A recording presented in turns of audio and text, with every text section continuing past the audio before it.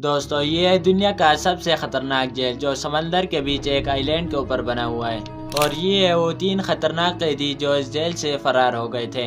ان قیدیوں کو وہاں سے بھاگنا بہت مشکل تھا کیونکہ وہاں کی پولیس ہر آدھے گھنٹے بعد آ کر ان کے سیل کو چیک کیا کرتی تھی۔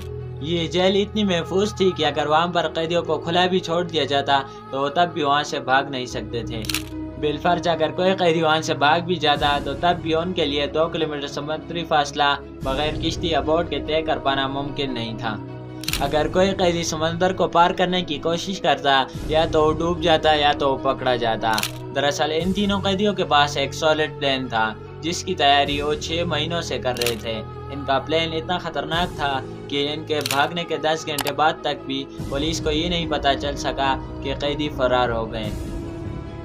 اب یہاں پہ سوال یہ پیدا ہوتا ہے کہ اگر ہر آدھے گھنٹے بعد پولیس قیدیوں کو چیک کیا کرتی تھی تو وہ قیدی آخر وہاں سے کیسے بھاگے، اور انہوں نے بغیر کشتی یا بوٹ کے بغیر سمندر کو کیسے عبور کیا؟ فرینک مورس، کلیرس انگلن، جان انگلن اور ایلن ویسٹ، ان میں سب سے ماسٹر مائنڈ تھا فرینک مورس۔ فرینک مورس کو پتا تھا کہ کب، کہاں اور کتنی پولیس کس وقت ہوتی ہے۔ فرینک مورس کو سب راستوں کے بارے میں پتا تھا کہ کون سے راستے جیل کے باہر جاتے ہیں۔ فرینک مورس نے اپنے ساتھیوں سے کہا کہ ہمیں کسی بھی طرح اس جیل کے بلاک بی میں شفٹ ہونا پڑے گا کیونکہ وہاں کی دیواریں باقی جیل کی دیواروں سے کافی پتلی ہے۔ ان سب نے جیل انتظامیہ سے درخواست کی کہ ہمیں بلاک بی میں شفٹ کیا جائے کیونکہ ہمیں یہاں پہ مسئلہ ہے۔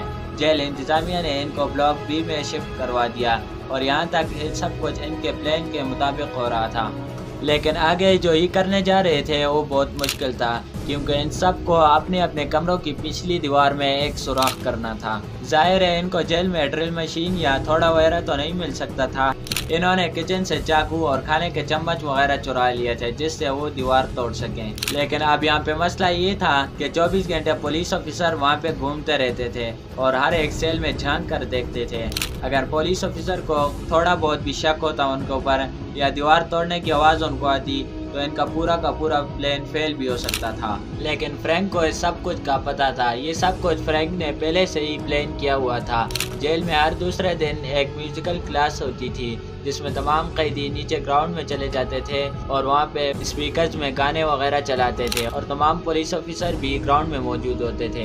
اسی موقع کا فائدہ اٹھا کر یہ چاروں اپنے اپنے سیل میں آتے تھے اور اپنی دیواروں کو کاٹنا شروع کر دیتے تھے۔ شور کی وجہ سے ان دیوار کاٹنے کی آواز پولیس آفیسر تک نہیں پہنچتی تھی اور کئی مہینوں تک یہ اسی طرح کام کرتے رہے۔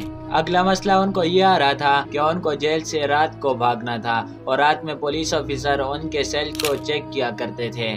اگر ان کی غیر موجودگی کا احساس پولیس آفیسر کو تھوڑا بہت بھی ہوتا تو وہ پکڑے بھی جا سکتے تھے۔ اس کے لیے انہوں نے اخبار سے ایک نقلی سر بنائے اور قیدیوں کے جہاں پہ بال کاٹے جاتے تھے وہاں سے بال چرائے اور ان کے اوپر گلو کی مدد سے چپکا دیے۔ ان سب کا پلان یہ تھا کہ جب بھی ہم جیل سے بھاگیں گے تو ان نقلی سروں کو اپنے بیڈ کے اوپر رکھ کر جائیں گے۔ جب پولیس آفیسر دور سے دیکھیں گے تو ان کو یہی لگے گا کہ قیدی سو رہے ہیں۔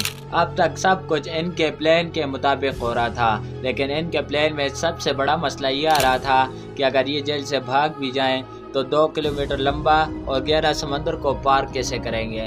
یہ سب فرینک نے بھی نہیں سوچا تھا، لیکن فرینک کو یقین تھا کہ اگر ہم سب مل کر سوچیں گے تو اس کا کوئی نہ کوئی حل ضرور نکل آئے گا۔ ان سب نے مل کر بہت سوچا لیکن ان کو کوئی آئیڈیا نہیں آیا۔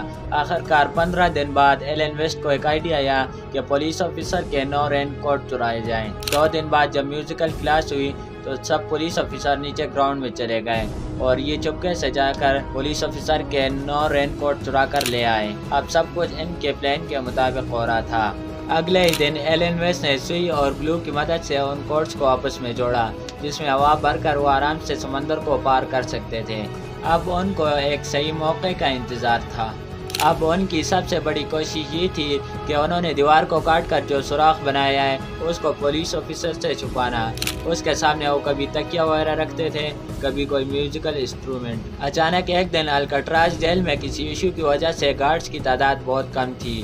اس سے اچھا موقع ان کے لیے اور نہیں ہو سکتا تھا۔ ان سب نے پلان بنایا کہ آج رات بھاگ جائیں گے۔ جب رات 10 بجے تو آخری وقت پر ایلن ویسٹ نے بتایا کہ میرے کمرے کا سوراخ تو ابھی پورا نہیں ٹوٹا ہوا ہے۔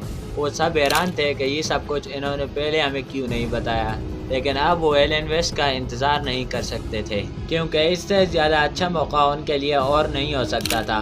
اس لیے انہوں نے جو اخبار سے نقلی سر بنائے تھے وہ اپنے بیڈوں کے اوپر رکھے اور وہاں سے بھاگ گئے۔ جب اگلی صبح پولیس آفیسر قیدیوں کو جگانے کے لیے آئے تو تب انہیں پتہ چلا کہ 3 قیدی فرار ہو چکے ہیں۔ تو یہی تک تھی ہماری آج کی ویڈیو، امید ہے آپ کو پسند آئی ہوگی، اور مزید اس طرح کی ویڈیو دیکھنے کے لیے ہمارے چینل کو سبسکرائب کریں۔